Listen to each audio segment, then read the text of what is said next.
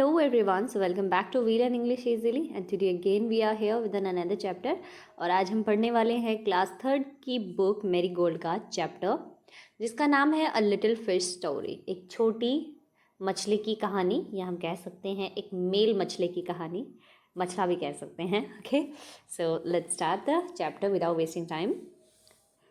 There are a great many million fish in the seas. समुद्रों में बहुत सारी अरबों मछलियाँ होती हैं, but this story is about just one of them. लेकिन ये जो कहानी है उन्हीं में से एक के बारे में है, and a very small one at that, और उन्हीं में से एक सबसे छोटे की है। Now this little fish had everything in the seas to make him content. अब इस छोटे मछली के पास समुद्र में वो सारी चीज़ें उपस्थित थीं जो उसको संतुष्ट कर सकती थी, but he was not happy. लेकिन फिर भी वो खुश नहीं था। He will laugh when I tell you why he was not. तुम हंसोगे अगर मैं तुम्हें बताऊं कि वो खुश क्यों नहीं था। He was unhappy. वो नाखुश इसलिए था because he was so very small, क्योंकि वो बहुत बहुत ज़्यादा छोटा था।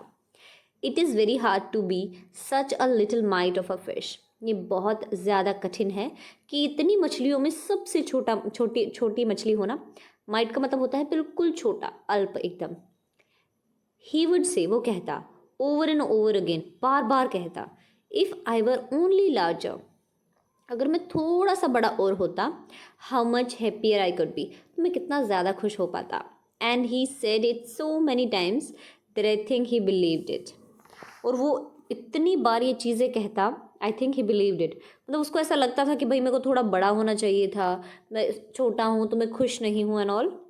One day he was swimming along with the rest of his school and thinking no doubt how much more the larger fish had to be thankful for than he।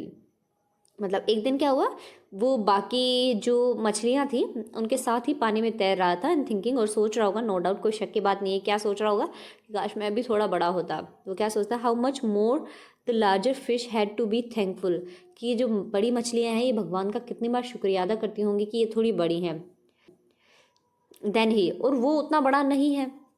When suddenly, हो तभी अचानक, with no warning, बिना किसी चेतावनी के, they found themselves in the meshes of a great nut।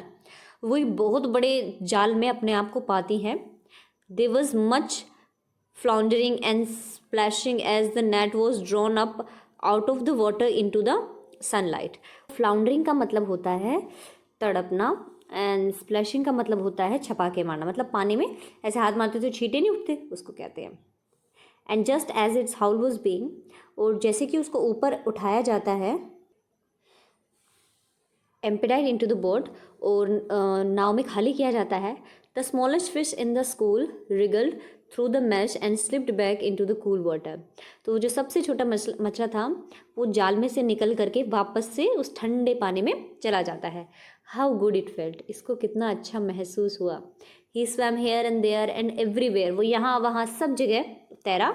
And some of the fish who knew him well all the rest of his life said that they never again heard him say that he wish to be anything but a little fish. तो वो उस दिन बहुत ज़्यादा खुश था, और जो मछलियाँ उसको जानती हैं उन्होंने कभी उसको दोबारा ये कहते हुए नहीं सुना कि वो थोड़ा बड़ा मछला होना चाहता है। वो उस अपनी छोटी मछली बनने में ही बहुत ज़्यादा खुश था।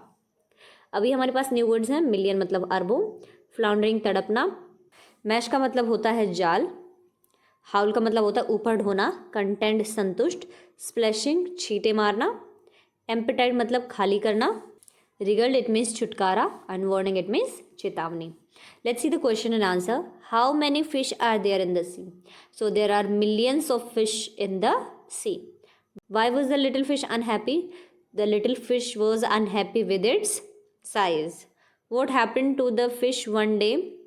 Caught in a net along with the soul of fish. But he wriggled out of the net and jumped into the cool water again. Why was the fish thankful to be little fish? The fish was thankful to be a little fish because of only because of his size he could wriggle out of that net.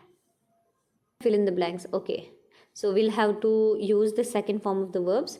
So look, looked, pick, picked, bark, barked, want, wanted, talk, talked, means ed will have to use. We have to use ed in the end of all these verbs. Okay, fill in the blanks with the right word from the box. Okay, use verbs. Okay, fill in the blanks with the right word from the box. Okay, ये अब हमें दिए गए हैं collective nouns. Okay, तो a glass of water, a box of matches, this is 2, a sheet of paper, a bunch of